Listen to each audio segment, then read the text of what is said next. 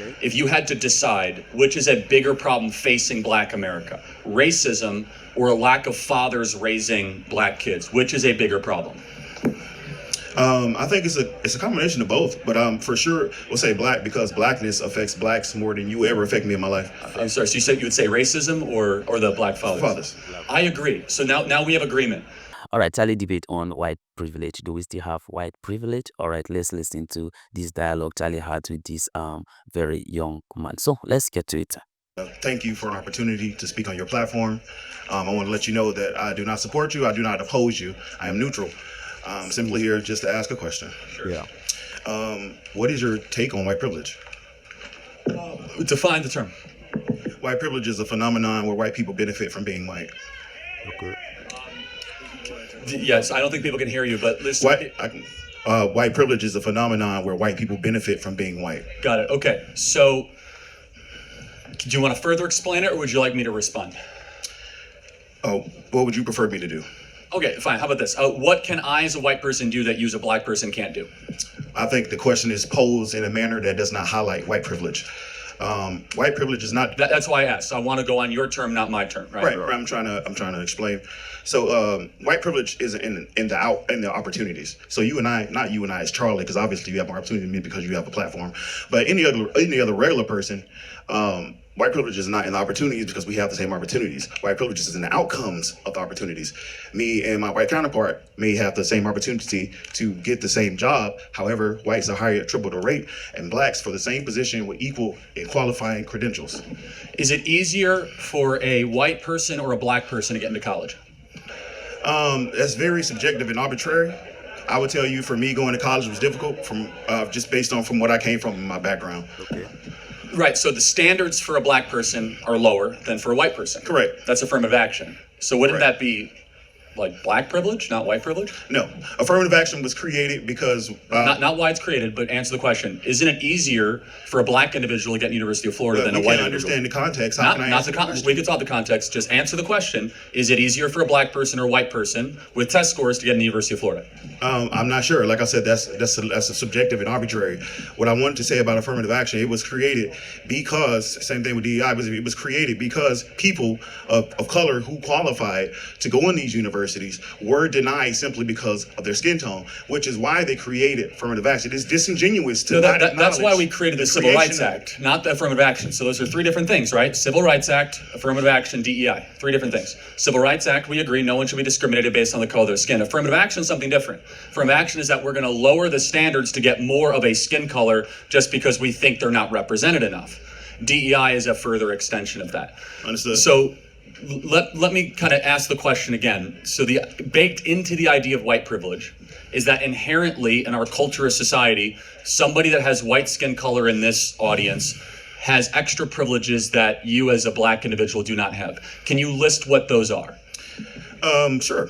When FDR employed the New Deal to counteract the Great Depression, this came with resources that was allowed it to white people. Banks denied 99% of qualified Black applicants while also accepting 99% of white applicants. But today in 2025. Okay, today in 2025, as I alluded to you, they've done studies in psychology where white-sounding names receive jobs or callbacks more than Black-sounding names. They did the two names. It was a white young lady named Anna Scott, and it was a Black young lady named Lakeisha Washington. They both put in 80 job applications. Lakeisha Washington received 9 callbacks and received 75 callbacks out of 80. That's a good point. I actually, that study is debated, but let's pretend it's true. Do you think it's racism or something else? I think that answer is multifaceted. But because it's let me make the best. Sorry to interrupt you. If we live under a status of DEI, and people are getting jobs that they're not qualified for, wouldn't that an applicant then assume maybe that an applicant might be there based on DEI, not on merit? It actually creates more racism where it doesn't exist. So DEI is not about going and grabbing some random person of color and saying you therefore are qualified. DEI is about considering other qualified applicants. Well, let's take airline pilots. United Airlines wants 40% all of their airline pilots to be women or people of color. Why does that matter? Number one, because I want a qualified airline pilot, not a person of color airline pilot. Understood. So you agree. But number two, there's only so many airline pilots jobs. So when you say we want 40%, by definition, then you have to discriminate against a certain group to get another group to advance, right? understood. Because there's not unlimited amounts of spots for airline pilots or air traffic control or surgeons or whatever position. So when you say that we want to have a quota, that then you have to say we're not going to prioritize a certain group. Let me tell you what I believe, and maybe you might actually agree with it, because I think you do. What we believe as conservatives is that skin color really doesn't matter that much. We care about character and merit. We want a country built on what you bring to the table, not how you look. Exactly. And America started out with that based on merit, and theoretically it was supposed to work. In practice, it did not, which is why you have these different programs of affirmative action, DEI, and the Civil Rights Act, because they were not working. You cannot ignore that these policies were created to counteract racism. A counteract to racism is not racism in itself. Well, I reject the premise, and I will say this. If you do something racist on top of something racist, that doesn't make the second racist action good. Because if you discriminate against white people to say that we're fighting racism, then that's not a good idea. But instead, I think you can agree that when we build a society like college admissions or job applications, we should say no quotas and just merit. You agree? I agree. Then you're against DEI, because DEI says quotas. Yeah, let me finish. I agree to a certain extent. So when you mention about discriminating against whites, of course, I don't agree with that. Well, that is DEI, just so we're clear. Right, and I'm going to say it again. Cool, right. DEI was created to offset racism. We left it up to majority of white America to include people of color with qualifying credentials. They would not. So my argument is that you're saying it's reverse racism. My argument is that it needed to be there to counteract racism. Sounds like we need to find a different solution for both parties. I have a great solution. Stop talking about race all the time. Race doesn't mean anything. Because I look at you not as a black guy, but as a human being made in the image of God, and I want to know what you bring to the table. Are you good at the job? Are you better than your competitor? Because let me just pause for a second. I just want you to hear out what we believe. Is that when you talk about race all the time, you start to resegregate society based on tribes, and you lose this idea of e pluribus unum, all made in the image of God, out of many one. And yes, we have made many mistakes in our past, but we were getting closer as a country in my childhood as being not obsessed with race. We've become more race obsessed over the last 10 years, especially the last 5 years, which is why we're seeing the anti-DEI movement, which actually ends up hurting people of color more than previously. And I guess the biggest question, though, is that why should race matter at all? Shouldn't we just de-emphasize it? What I wanted to first respond to was the notion of stop talking about race. I don't agree with that notion for the simple fact that talking about things bring awareness. Awareness leads to actions. Actions produce change results. I just want to use your logic and flip it on you. Imagine you had cancer and your doctor was like, let's just stop talking about it. It wouldn't, in the same context that racism wouldn't go away. Got it. Cancer wouldn't go away. Let's accept that premise. Not. Do you think racism is a top 100 problem in America? I think it is. I haven't considered the other 99 to give a thorough. Crime, fathers not being around, obesity, suicide, mental health issues, for sure, anxiety, cost of college, an open border, Russian-Ukrainian war, nuclear proliferation, artificial intelligence, the rise of China. All that's probably more important than racism. So I'm not saying it is or isn't. But however, you're kind of changing the subject. No, I'm not. But I'm going to say use your premise. If I have cancer, that's the most important thing happening to me. Correct. Racism is not a cancer on America. Racism is sin, and we'll never get rid of sin because we are broken, fallen creatures from our Creator, and we rebel. Right, so that you do not solve issues by not discussing them. If you and your wife I'm not sure if you're married, if you and your wife have a disagreement with communication, and you tell her, hey, let's just stop talking about our problems. Problems do not disappear. I actually don't think it's an issue nearly as much as you do. I think we've made it a bigger issue. I'm not making it a bigger issue. I'm just discussing. This is just my talking I'm saying generally, but let's just say, and then I do want to get your definition though. What is racism?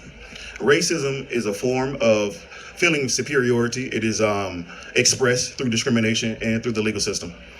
Oh, fair enough. So we agree that's wrong and it's terrible. So we should get rid of practices that actively discriminate against anybody based on race. Can you be racist against white people? Can I? Or yes. black people? No, can a black person like yourself be racist against a white person? Absolutely. Okay, good. We agree, and you should be applauded for that because some people on the left think you can't be racist against white people. So not all. Just to speak for black people. That's quite a statement, but sure. Well, let me speak for the majority who are of my opinion. So when blacks who, let's say, have disdain for whites, it is not based on racism. It is based in cause and effect. It is normal for anybody to hate a suppressor. It is normal for anybody to hate their rapists. It is normal for anybody to hate their murderers. America went to war with the British Empire for being suppressed and oppressed.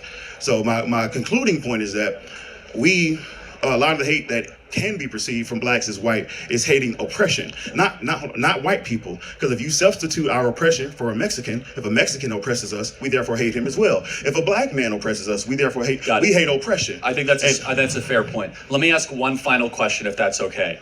If you had to decide which is a bigger problem facing black America, racism or a lack of fathers raising black kids, which is a bigger problem? What impact? Repeat the question. If you had to decide in a binary choice, which is a bigger problem facing black America, racism or a lack of fathers raising black youth? I think it's a combination of both, but for sure we'll say black because blackness affects blacks more than you ever affect me in my life. I'm sorry, so you would say racism or the black fathers? I agree. So now we have agreement. Do you agree that the last 5 years we've talked more about racism and way less about dads staying around with the women they impregnate? Would you agree that's probably a problem? I agree that's a problem amongst all races. When you say we, who is we? Well, as a society, but it's especially a problem in black America. If you had to guess, I know this is like Trivial Pursuit, but approximate, what percentage of black youth have a stable father around? I wouldn't know those numbers, sir. It's about 30%. So that means that 2 out of 3 black kids do not have a dad around. I would have to fact check that for myself. That's fine. You can look it up. Your You guys can look it up on Grok or ChatGPT or Perplexity or the AI of your choice, right? And so here's our perspective as conservatives, because this is a colorblind truth. See, as conservatives, we apply things that are true to all human beings regardless of their skin color. That if you don't have a dad around, you're more likely to commit crimes, go to jail, more likely to basically be on the outer fringe of society. When 2 out of 3 black youth don't have dads around, that's a big, big problem. And it creates a cycle of violence and poverty. That's not racism, that's culture. And the cultural problems happening in black America, the white people are not doing that to black people. Do we not look at the sources of poverty?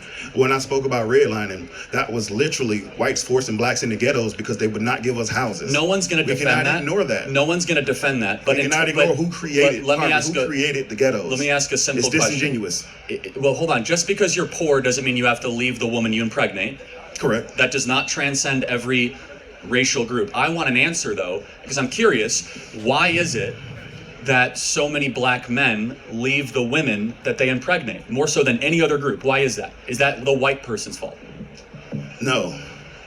So maybe the biggest problem facing black America is self-actualized. Right, I'm not arguing, external. I'm not arguing what's the biggest and smallest problem. I was just asking you about but white privilege, because it exists. For sure. But what I'm arguing is that as a society, we had entire years of corporate apologizing, television advertisements talking about racism in America, and zero attention saying, hey, dudes of all colors, don't impregnate women and abandon them because you're cowards. Why hasn't anybody ever said that? Because that actually would fix the country. What makes you think that hasn't been said amongst the black community? I'm a black father. It's been... Well, thank you. Amazing. Can you point to a single black artist, rapper, or athlete that has said that in the last decade? About specifically saying black fathers should be involved in their children's life? No, saying don't abandon the women you impregnate. Oh, they haven't said it in those words, but they do promote black family ties, which is essentially the same thing. I'm not trying to nitpick, but do you think most rappers promote staying with their family or not staying with the women that they impregnate? The rappers that I listen to, the J. Cole's, the Kendrick Lamars, they preach family values.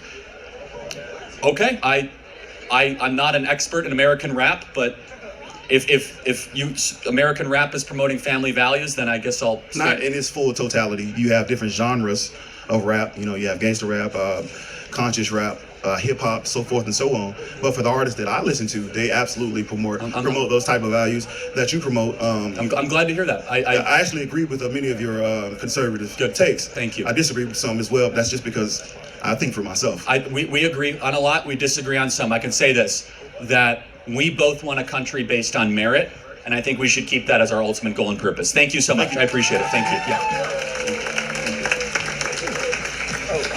Acknowledgement of quota system in employment or basis for employment means admission that there is white privilege.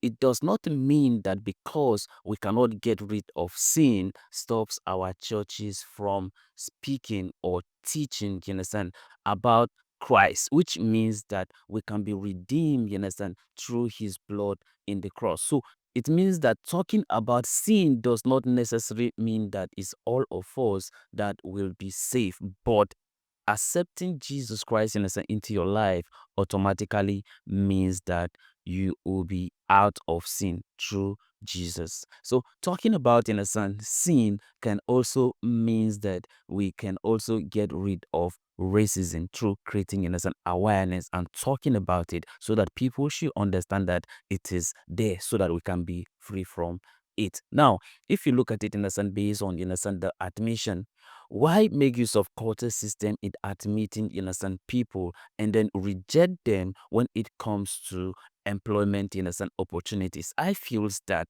we should not innocent be admitting innocent student based on quota system. It should be based on qualification of their credentials and their abilities. I think that is very important than using quota system. And then when you admit them, they study their courses and then they graduate. Now employ them and then you says that no, look, a standard in a sense was lowered in admitting them. So therefore, they may not be able to perform as they supposed to be because of probably their color of their skin or where they come from. So I will says that they should not be admitted in a sense in the first place. And then if anyone in a sense should be admitted in a sense in any of the colleges, then it should be that they are competent and then their credentials in a sense is enough for them to study whatever they want to study. Else otherwise, they were admitting innocent people and at the end of the day refuse in a sense to employ them because you believe that a standard was lowered in admitting them. It doesn't make sense. So who is qualified? He should be admitted. Who is not qualified? They should go and try or to do any other things. But they should not be, you understand, in our colleges so that at least there should be fairness, you understand, and justice, you understand, in everything, you understand, we do. Whatever whosoever in a sense is seeking equity must do that in a sense with a clean hand. So we can keep on in a sense believing in a sense in quota system, knowing fully well that is actually in a sense affecting some set of people, and then we keep encouraging in a sense some of these things, and then it's not just helping matters. And those are some of the result of this DEI. Last week I was watching paternity court in a sense videos, and then you see a 23-year-old in a sense black young man in a sense impregnating 7 different, you understand, women and have children, you understand, with them. And then they are actually, you understand, discussing, you understand, paternity, you understand, issues. So imagine, you understand, someone at the age of, you understand, 23, what exactly is he doing that he can be able to like at least raise those children? It doesn't make sense. At that age, it's about, you understand, at least doing something, you understand, to better your life so that at least once you are at 25 or 30, before you start thinking about, you understand, getting married. But at that age, you already have, in a sense, 7 children. So what will happen, in a sense, if the person get to the age of 30, how many children do you think that that person, in a sense, will be able to at least bring to this world? And how do you think he can be able to at least take care of them? If you look at it and say practically, you just know that he won't be able to at least to fend for those children, especially their education, or to raise them as it's supposed to be. So in looking at, you understand, some of these things, you got to realize that black people, you understand, are always, you understand, problem of ourselves. We are the one, you understand, creating our own problem, and not necessarily about, you understand, shifting blame, you understand, to the white people. The white people may be very innocent, you understand, when it comes to some of these things. We are the problem of ourselves. Why going on, you understand, impregnating, you understand, some of these women? How do you think you're going to raise, you understand, some of these children? So we can't be blaming, you understand, white people for our own problems. Because why? We are the one, you understand, creating our own innocent problems. So we don't have to blame them, you understand, for our own actions. And I don't understand what these women, you understand, are thinking, because if you see this very man impregnating one woman, refuse to take responsibility, what is the possibility that he is going to take care of you? And then they still went on, you understand, sleeping with these men, and they are still getting them pregnant, and they are not actually learning from it. So it's our own problem. I don't know why, you understand, maybe probably their parents are not actually talking to them so that at least they can actually change their mindset and stop doing some of these things. This is not helping matters, and it is giving us, you understand, a very bad image, you understand, as a black person, you understand, in America. I know that a lot of you have their own opinion, understand, concerning this, and I wanted to drop it at the comment section. And may God bless you as you do so. So you have a wonderful day and goodbye.